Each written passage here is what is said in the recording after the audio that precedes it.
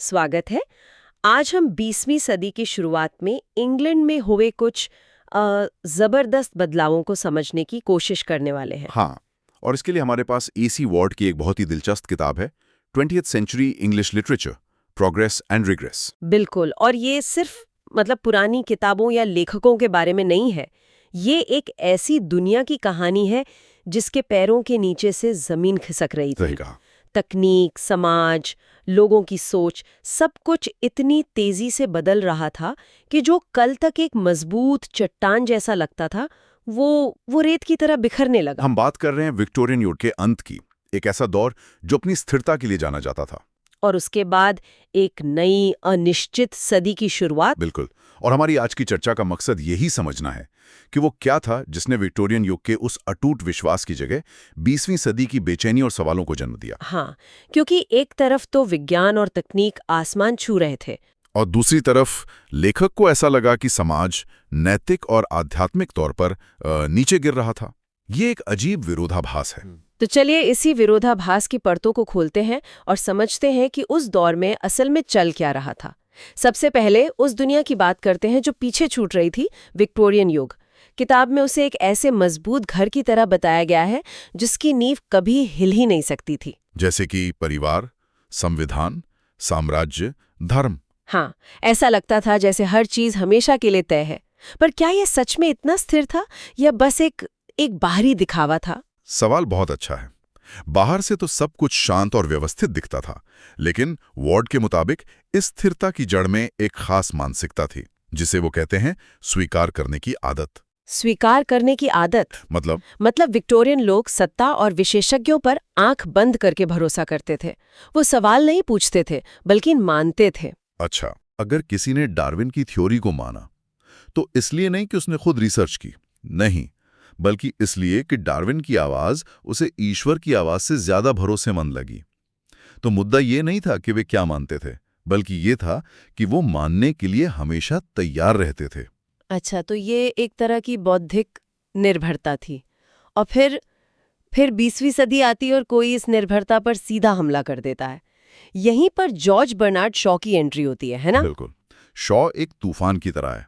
उनका एक ही मंत्र था, जो उस दौर के लिए आप सोचिए कितना क्रांतिकारी रहा होगा। क्या था वो? सवाल करो, जांच करो, परखो, क्वेश्चन, एग्जामिन, टेस्ट। उन्होंने लोगों से कहा कि जो कुछ भी तुम्हें बताया गया है उसे सिर्फ इसलिए मत मान लो क्योंकि वो किसी बड़ी हस्ती ने कहा है। अपनी अक्ल का इस्तेमाल करो। और शॉ के नाटक मेजर बारबरा का एक संवाद है जो इस भावना को पूरी तरह पकड़ लेता है। हाँ, एंड्रयू अंडरशाफ्ट का। बिल्कुल। वो जो कहता है दुनिया के साथ यही गड़बड़ है, ये अपने पुराने स्टीम इंजन और डायनमो तो कबाड़ में फेंक देती है, लेकिन अपने पुराने पूर्वाग्रहों, अपनी पुरानी नैतिकता, अपने पुराने धर्मों और अपने पुराने राजनैतिक संविधानों को नहीं फेंकती। क्या लाइन है ना? ये तो सीधे सीधे उस पूरी पीढ़ी के लिए एक बिगुल बजाने जैसा था। और उस बिगुल की आवाज ने बहुतों को झकझोर कर रख दिया। उसी नाटक में जब नायिका बारबरा के विश्वास की दुनिया टूटती है तो वो कहती है वो लाइन कि मैं उस चट्टान पर खड़ी थी जिसे मैं हमेशा रहने वाली समझती थी। और बिना एक शब्द कहे वो मेरे पैरों के नीचे से हिल गई और बिखर गई। ये लाइन सिर्फ एक किरदार का दर्द नहीं है, ये इस पूरी पीढ़ी की भावना है जिसने अचानक अपने पैरों के नीचे की जमीन खो दी थी। ये सिर्फ एक बौद्धिक बदलाव नहीं था, ये एक गहरा भावनात्मक संकट था। बिल्कुल, विक्टोरियन युग की स्थिरता, व्यवस्था और गर्मा के खिलाफ एक खुला विद्रोह। मुझे एक बात समझ नहीं आ रही। एक तरफ विज्ञान और तर्क की इतनी बातें हो रही थीं, हर पुरानी चीज पर सवाल उठाया जा रहा था, तो फिर लेखक इस दौर को प्रगति और प्रतिगमन दोनों क्यों कह रहे हैं? हाँ, अगर सब कुछ प्रगति ही थी, तो फिर ये प्रतिगमन मतलब पतन, ये कहाँ से आया? ये तो उल्टा लगता है। यही इस विश्लेषण का सबसे दिलचस्प हिस्सा है। वॉर का तर्क है कि 20वीं सदी की सबसे बड़ी त्रासदियों में से एक ये थी कि उसकी वैज्ञानिक प्रगति ही उसके नैतिक पतन का कारण बनी। जो आविष्कार इंसान की भलाई के लिए हुए, उन्हीं का इस्तेमाल विनाश के लिए किया गया। एकदम सही। इसका कोई उदाहरण है किताब में? सबसे बेहतरीन उदाहरण है इंटरनल कंबस्शन इंजन। सोचिए, एक ही आविष्कार, इससे हवाई जहाज बने जिसने दुनिया को जोड़ा, लेकिन इसी ने 2 विश्व युद्धों में शहरों पर बम बरसाए, लाखों लोगों की जान ली। और इसी इंजन से मोटर कार बनी। हाँ, अब सोचिए, एक कार, ये कैसे नैतिक पतन का कारण बन सकती है? एक मिनट, क्या लेखक ये कह रहे हैं कि मोटर कार जैसी एक साधारण सी लगने वाली टेक्नोलॉजी ने असल में पूरे समाज की नींव हिला दी? बिल्कुल। सिर्फ इसलिए कि युवा अब अपने माता पिता की नजरों से दूर जा सकते थे? ये सोचना ही कमाल है कि एक इंजन ने नैतिक मूल्यों को चुनौती दे दी। बिल्कुल यही बात है। मोटर कार ने युवाओं को एक अभूतपूर्व आजादी और गतिशीलता दी।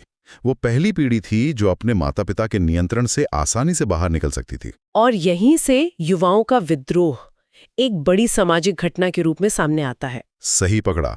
और वार्ड इस बात पर भी चिंता जताते हैं कि कैसे इस युवा ऊर्जा का इस्तेमाल राजनीतिक ताकतें करने लगी, जैसे जर्मनी में हिटलर यूथ का बनना। अच्छा। उनका तर्क है कि ब्रिटेन में पहले छात्रों का पहला काम पढ़ना माना जाता था, सड़कों पर आंदोलन करना नहीं। तो जो तकनीक आजादी का प्रतीक थी, वही पुरानी सामाजिक संरचनाओं और नैतिक मूल्यों के लिए एक खतरा बन गई। तो समाज में इतनी उथल पुथल मची हुई थी।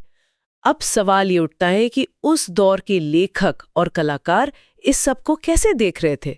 क्या वो भी इसी तरह बटे हुए थे? वे सिर्फ बटे हुए नहीं थे, बल्कि दो अलग अलग ध्रुवों पर खड़े थे। एक तरफ थे फेबियन सोसाइटी से जुड़े लेखक जैसे बर्नार्ड शॉ और H.G. वेल्स। फेबियन सोसाइटी, ये एक तरह का प्रोग्रेसिव थिंक टैंक था उस दौर का। हाँ, आप ऐसा समझ सकते हैं। उनका मानना था कला जीवन के लिए, आर्ट फॉर लाइफ सेक। मतलब उनके लिए साहित्य सिर्फ मनोरंजन या खूबसूरती की चीज नहीं थी। बिल्कुल नहीं। उनके लिए साहित्य और नाटक समाज को बदलने के औजार थे। वो अपनी कहानियों और नाटकों के जरिए समाजवादी विचारों के बीज बोना चाहते थे, ताकि एक बेहतर और ज्यादा न्यायपूर्ण समाज बनाया जा सके। हाँ, और इसी सोच ने आगे चलकर ब्रिटेन में वेलफेयर स्टेट यानी कल्याणकारी राज्य की नींव रखी, जिसके मुख्य वास्तुकार सिडनी और बीट्रेस वेब थे, जो इसी समूह का हिस्सा थे। अच्छा, तो वे एक बेहतर दुनिया बनाना चाहते थे जिसमें आम आदमी का कल्याण हो।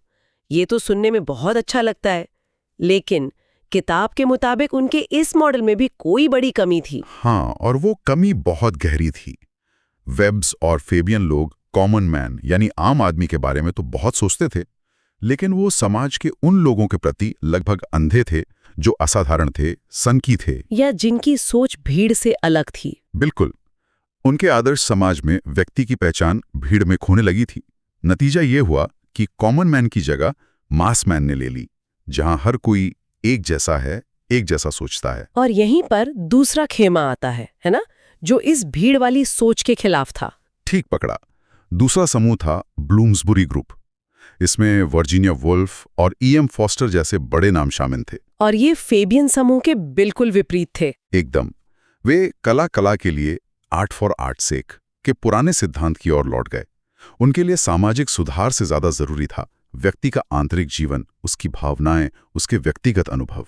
तो एक तरफ समाज को बदलने वाले लेखक थे और दूसरी तरफ व्यक्ति के मन की गहराइयों में उतरने वाले। लेकिन फिर किताब में 1922 का जिक्र एक बड़े मोड़ की तरह आता है। हाँ, 1922। ऐसा क्या हुआ उस साल जब जेम्स जॉयस की यूलिसिस और T.S. एलियट की द वेस्टलैंड छपी? इन किताबों में ऐसा क्या था जो इतना अलग था? 1922 ने सब कुछ बदल दिया। इन दो किताबों के साथ साहित्य एक आम पढ़े लिखे इंसान की पहुंच से भी दूर हो गया। वो एक गूढ़ किले में बंद हो गया जिसमें सिर्फ कुछ चुनिंदा बुद्धिजीवी ही घुस सकते थे। मतलब लेखन इतना मुश्किल हो गया, जटिल, सांकेतिक, व्यक्तिगत, इतना कि उसे समझने के लिए आपको दर्जनों दूसरी किताबें पढ़नी पड़ती। वाह, ये तो बहुत अभिमानी रवैया लगता है। क्या लेखक और आलोचक सच में ऐसा सोचते थे कि अगर आपको हमारी किताब समझ नहीं आ रही तो यह आपकी समस्या है? हाँ, और वे इसे कहने में झिझकते भी नहीं थे। जॉयस के एक शुरुआती प्रशंसक थे स्टुअर्ट गिलबर्ट। उन्होंने लिखा कि जॉयस ने बौद्धिक सत्ता को मानसिक अधोलोक की भीड़ के सामने कभी धोखा नहीं दिया। भीड़ मतलब आम पाठक? हाँ, एक तरह से वे कह रहे थे कि जॉयस ने मूर्खों के लिए अपनी कला का स्तर कभी नहीं गिराया। ये तो आम पाठक का सीधा सीधा अपमान है। और सुनिए, T.S. एलियट ने खुद कहा कि जो लोग साहित्य और जीवन के बीच कोई विरोध देखते हैं, वो अर्धशिक्षितों की आत्मसंतुष्टि को बढ़ावा दे रहे हैं। मतलब अगर कोई कहे कि ये कविता तो मेरे जीवन से जुड़ी ही नहीं है, तो वो अर्धशिक्षित है। कमाल है। हाँ, मतलब बुद्धिजीवियों ने अपने चारों ओर एक दीवार खड़ी कर ली थी। और इस बौद्धिक अभिजात्यवाद का कोई मजेदार किस्सा भी है किताब में? हाँ, वो किस्सा तो कमाल का है। एक बहुत माने हुए आलोचक थे, प्रोफेसर एमसन। उन्होंने टी.एस. एलियट की एक कविता की एक लाइन का बहुत गहरा और जटिल विश्लेषण किया।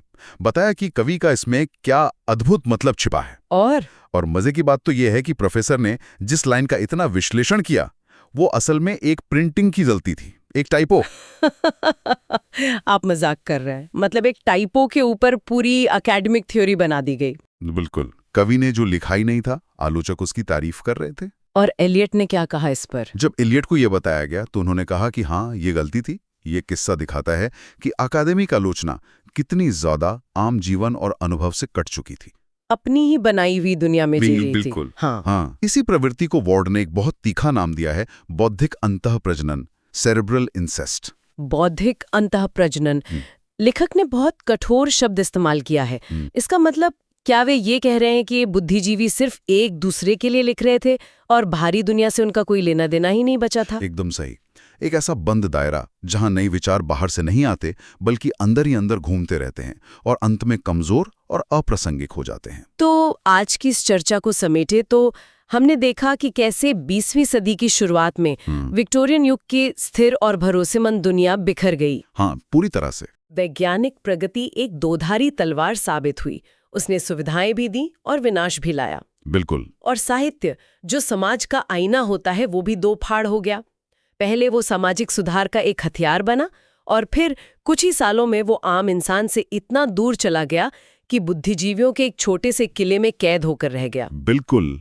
इन सारे बदलावों की जड़ में कुछ गहरी चीजें थीं। पुरानी हर तरह की सत्ता के खिलाफ विद्रोह, व्यक्ति और भीड़ के बीच का तनाव और सबसे जरूरी बुद्धिजीवियों और आम जनता के बीच बढ़ती हुई खाई। ये सिर्फ साहित्यिक रुझान नहीं थे। नहीं, ये एक ऐसी संस्कृति के लक्षण थे जो अपनी पुरानी पहचान खो चुकी थी और एक नई मुश्किल पहचान की तलाश में भटक रही थी। लेखक ने ये सब आधी सदी से भी पहले लिखा था और ये मुझे सोचने पर मजबूर करता है। अधिकार के प्रति अवमानना, परिपक्वता से दूरी और व्यक्तिगत प्रसिद्धि की चाह, जिन बातों को लेकर वार्ड 1950s के दशक में चिंतित थे, क्या वो आज हमारे समाज में और भी ज्यादा मजबूत नहीं हो गई हैं? सोचने वाली बात है। क्या बर्नार्ड शॉ ने सवाल पूछने की जिस अच्छी आदत को प्रोत्साहित किया था, वो आज बिना सोचे समझे हर चीज को नकारने की आदत में बदल गई है? इस पर सोचना तो बनता है।